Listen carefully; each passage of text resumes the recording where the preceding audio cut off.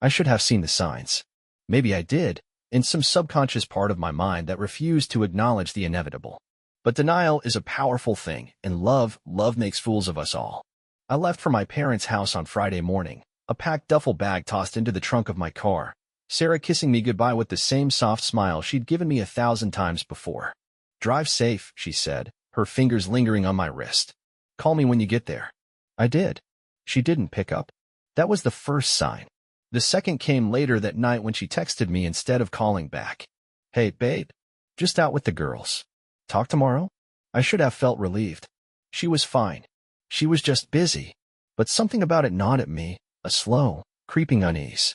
Sarah loved talking on the phone. She used to tease me about how she could hear my smile when I spoke. A text felt distant, like a placeholder, like something you send when you don't want to deal with the person on the other end. Still, I ignored it. I had work to do at my parents' house. There was no reason to suspect anything. I went to bed, expecting the next day to be like any other. I had no idea that, at that very moment, my wife was slipping into another man's bed. Saturday passed in a blur of dust and old memories. My father and I spent the morning fixing the porch while my mother fussed over us, insisting we take breaks we didn't need. It felt good to be home, to sink into the comfort of familiarity.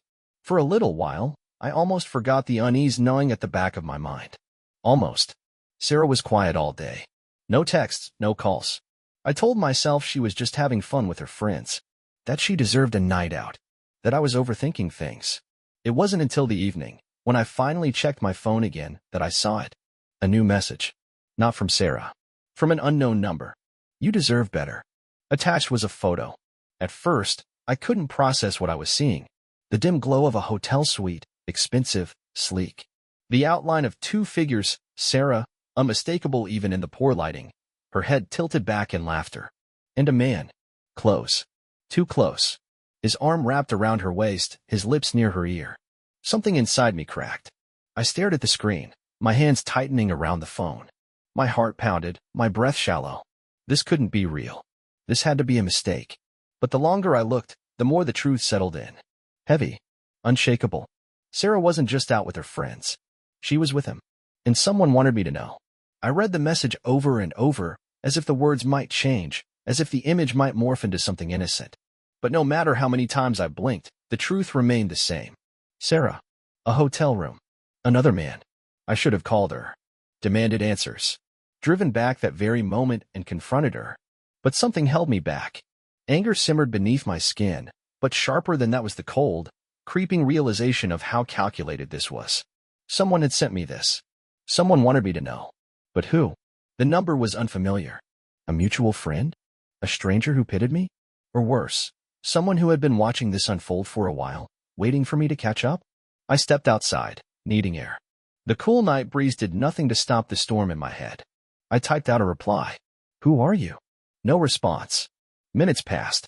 Then an hour. Nothing. Inside the house, my parents were laughing over some old story, their voices warm, comforting. I wasn't ready to shatter the illusion of normalcy. So I did something I never thought I'd do. I swallowed the rage. I forced my breathing to steady, and I started planning. Sarah thought she had the upper hand. She thought I was far away, clueless, still the man who believed every word she said. She was wrong. I wasn't going to explode in a fit of anger. I wasn't going to beg for explanations.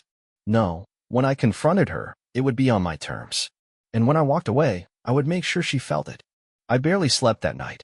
Every time I closed my eyes, I saw the image again, Sarah, laughing in the dim glow of that hotel suite, leaning into him like he was the only man in the world.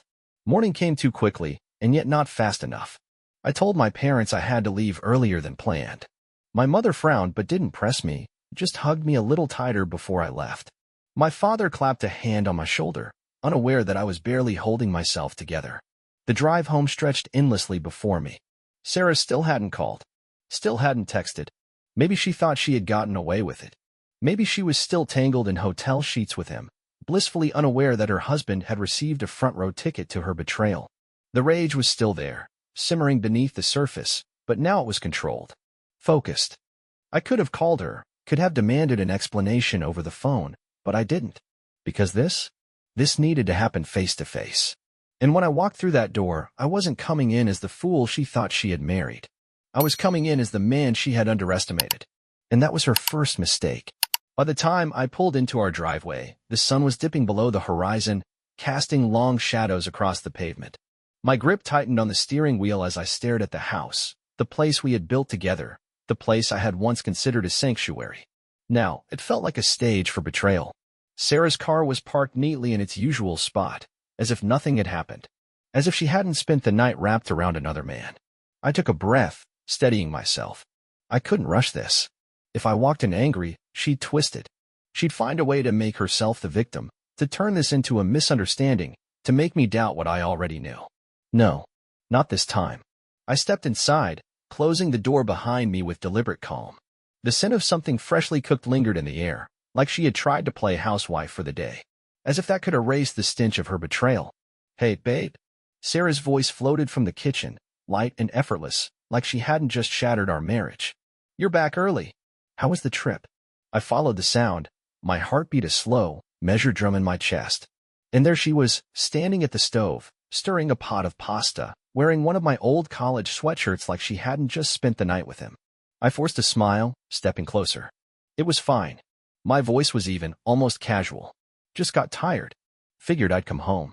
She turned to face me, her expression open, unbothered. She didn't know that I knew. Not yet. "Ah," she said, crossing the room to wrap her arms around me. "I missed you." I let her hold me. Let her rest her head against my chest like she hadn't just given another man the same affection. She was a damn good actress. But I had seen the truth. And I was about to make sure she did too. Her arms wrapped around me like nothing had changed. Like she hadn't spent the night with another man. I stood still, letting her press against me, my hands barely touching her back. If she noticed the stiffness in my body, she didn't say anything. "I missed you," she murmured again, her breath warm against my neck. I almost laughed. "Miss me?" I let the silence stretch between us before finally speaking. "What did you do last night?" Sarah pulled back slightly, just enough to meet my eyes. There wasn't even a flicker of hesitation when she responded. "Oh, just a girls' night. Nothing crazy." She didn't even blink. She was so damn sure I wouldn't question her. I nodded slowly, forcing my expression to stay neutral. "That's nice. Where'd you go?" She turned back to the stove, stirring the pasta like it was the most natural conversation in the world. "Just a little beachside bar. You know, drinks, dancing, the usual." The usual. My fingers curled into fists at my sides, but I kept my voice calm. "Sounds fun. Who was there?" Again, no hesitation, no panic, just effortless deceit. "Oh, just the girls, Maya, Jenna, Chloe. We had a great time." I stared at her, willing her to feel my eyes on her, willing her to sense that something was wrong. But she just kept talking, lying, so easily. And that was when I realized something. This wasn't her first time lying to me. She was too smooth, too prepared. This wasn't guilt-ridden stumbling or half-truths. This was practice. And suddenly, I wasn't just angry about last night. I was angry about every night before that, the ones I had never questioned, the ones I had trusted. But I wasn't ready to show my hand. Not yet. Instead, I forced a small smile. "Sounds like fun." Sarah turned, flashing me a grin, completely unaware that the first crack had just formed. And once cracks start to form, they always spread. She thought she had gotten away with it. That was the most insulting part, the ease with which she lied, the confidence in her voice, the way she smiled at me like I was just another fool in her story. I sat at the dining table, watching as she plated the pasta, chatting about things that didn't matter. A sale at her favorite store. A funny story about Maya. Plans for next weekend. She was comfortable, but I wasn't, because I knew what was coming next. "Did you take any pictures?" I asked suddenly, interrupting her mid-sentence. Sarah blinked, caught off guard. "Huh." I leaned back in my chair, keeping my expression casual. "You always take pictures when you go out. Did you get any good ones?" For the first time since I walked through the door, she hesitated. Just for a second. But I saw it. The flicker of calculation in her eyes. The rapid-fire thoughts behind them as she searched for an answer. "Oh," she said, shaking her head with a light laugh. "Not really. We were too busy having fun, I guess." I nodded, pretending to accept that. "Maya didn't post anything?" Another flicker. Another second too long before she answered. "I don't think so. You know how she is, she always forgets." A direct lie. Because Maya always posted. I smiled. "Let's call her." Sarah froze. It was subtle, Just a split-second tightening of her shoulders, the way she quickly turned back to grab her wine glass like she needed something to do with her hands. Call her, she repeated, feigning confusion. Yeah, I said easily. Let's call Maya. I want to hear all about this wild night. She forced a laugh, shaking her head. Oh, come on, babe. She's probably busy. Try anyway. Silence. She took a sip of wine, stalling, then gave me a small smile. Why are you so interested all of a sudden? I tilted my head, studying her. Why are you avoiding it? Her smile faltered. I'm not. I pulled out my phone, tapping on Maya's contact. Then I'll call her. Sarah's hand shot out across the table, covering mine before I could press dial. Daniel, she said quickly, you're acting weird. I looked at her hand on mine. She hadn't even realized she had grabbed me, hadn't even realized that, for the first time, her instincts had betrayed her. She was panicking. Good. I slowly pulled my hand away and met her eyes, letting my voice drop into something colder. Where were you last night, Sarah? The air between us shifted. She knew. She knew I knew. And now, the real game was about to begin. Sarah's breath caught, just for a second. A moment of pure, unfiltered panic before she forced herself to recover. Daniel, she said, her voice softer now, careful. What's going on? Why are you acting like this? I leaned forward, elbows on the table, letting the silence stretch between us. I wanted to see her squirm. Where were you last night? I repeated, my voice steady. She tried to laugh, but it came out thin. I told you. With the girls. I reached into my pocket and pulled out my phone. Opened the message. Turned the screen toward her. You deserve better. Her face drained of color. And then I swiped to the photo. The dimly lit hotel suite. The expensive furniture. Her in the arms of another man. I watched everything fall apart in her eyes. The easy smile vanished. The fake warmth in her voice? Gone. She didn't even breathe. I let the silence choke her. Let her feel the weight of it. Her mouth opened, closed again. She swallowed hard. Where did you get that? Wrong answer.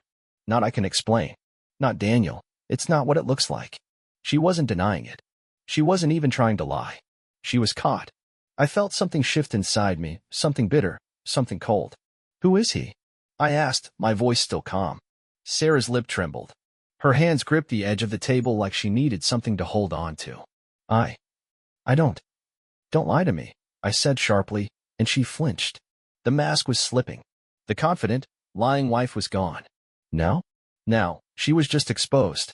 And I was going to make sure she stayed that way. Sarah sat frozen, her fingers curled so tightly around the edge of the table that her knuckles turned white. She looked like a trapped animal cornered, caught, nowhere to run. Who is he? I repeated, each word sharp, deliberate. She licked her lips, her gaze darting to the phone screen, then to me. Daniel, please. Please what? Please forget what I saw. Please let her lie her way out of it. I shook my head slowly. No more games, Sarah. No more lying. Just tell me the truth. She swallowed hard, and I saw her break. Her shoulders slumped, and when she finally spoke, her voice was barely above a whisper. His name is Ryan. The name slammed into my chest like a hammer. Ryan. I clenched my jaw, my mind racing. The wealthy entrepreneur. The one her single friends always gushed about. The one Sarah had casually mentioned before in conversation, like he was nothing. But he wasn't nothing. He was this. How long? I asked, my voice cold. Sarah hesitated, then whispered, a few months. A few months. My fingers curled into fists. So all those nights out with the girls? All the late work meetings? That was him. She flinched but didn't answer. I laughed bitterly. Jesus, Sarah. I ran a hand through my hair, trying to keep the rage from spilling over. And what? You just thought I'd never find out? That I'd keep playing the devoted husband while you... It wasn't like that, she blurted out, her voice cracking. It wasn't. She cut herself off, covering her face with her hands. I stared at her, at the wreckage of the woman I thought I knew. And for the first time, I didn't feel hurt. I felt done. Because this wasn't a mistake. This was a choice. Over and over again, she had chosen him. And now? Now, I was choosing me. I took a slow breath, pushing back my chair. Time to move to the next step. You don't have to explain, I said, standing up. Sarah's head snapped up, her eyes red and wide. Wait, what do you mean? I turned away from her, my voice calm, steady, final. I mean, I'm done listening. Sarah pushed back from the table so fast her chair scraped against the floor. Daniel, wait, please. I didn't stop. Didn't look back, because I had already made my decision. I can explain, she rushed out, her footsteps quick behind me. It's not what you think. I turned sharply, and she stilled. Her excuses died in her throat when she saw my face. Because this wasn't me waiting for an explanation. This was me walking away. You had months to explain, Sarah, I said, my voice calm. Cold. Months to tell me the truth. And you didn't. Tears welled in her eyes. Too late. I never wanted to hurt you, she whispered. I scoffed. You didn't care enough to stop. Silence. Then, her mask slipped again. Her face twisted, not guilt, not regret. Frustration. Because she saw it now. Saw that her words wouldn't fix this. That I wasn't going to beg. I pulled out my phone, tapped a few buttons, and slid it across the table. She frowned, confused, then paled. Because she was staring at our bank accounts. Or rather, what was left of them. The joint accounts? Empty. Everything that was mine? Already moved. Her mouth opened, but no sound came out. I started transferring the money 2 weeks ago, I said smoothly. Something about the way you've been acting didn't sit right. Call it an instinct. Sarah's hands shook as she picked up the phone. You can't just. I can, I cut in. And I did. She looked up at me, panicked now. Daniel, please. Let's talk about this. I shook my head, stepping back. We're past talking. And then I pulled out the final nail in the coffin. I reached into my pocket, took out the envelope, and tossed it onto the table. The divorce papers. Sarah stared at them, her breath hitching. When she finally looked up at me, her eyes were wild. You can't be serious. I just smiled. You traded a marriage for a fling, Sarah. I gestured toward the papers. So here's the deal you bought. I grabbed my keys and turned toward the door. And before I walked out, I said the words she never thought she'd hear from me. You deserve him. Then I left. The door clicked shut behind me, sealing Sarah inside the wreckage of her own making. I didn't stop. Didn't turn around. I walked to my car, slid into the driver's seat, and just sat there. The weight of everything pressed down on me, but it didn't crush me. It felt like a storm that had finally broken, a hurricane that had raged for months without me realizing, and now, standing in the quiet after it passed, I could finally breathe. I had won. Sarah had spent months sneaking around, lying to my face, convinced she would never be caught. And even if she was, I knew she expected a different ending. She thought I would fight, yell, beg. But the thing about betrayal is, it doesn't deserve a dramatic ending. It deserves a clean exit. My hands were steady as I gripped the wheel. No shaking, no rage. Just a simple, unwavering truth settling in my chest. I was free. As I pulled out of the driveway, I saw the house in my rearview mirror, our house. The one I had poured so much love into. The one she had turned into nothing more than a stage for her lies. I didn't feel loss. I felt relief. My phone buzzed in the passenger seat. I glanced at it. Sarah. I ignored it.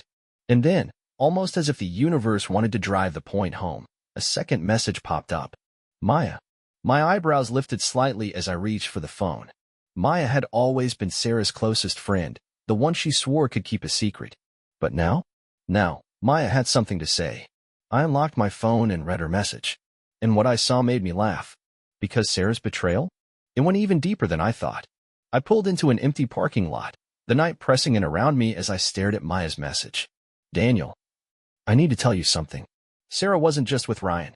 I exhaled slowly, gripping the phone tighter. Of course she wasn't. I should have seen this coming.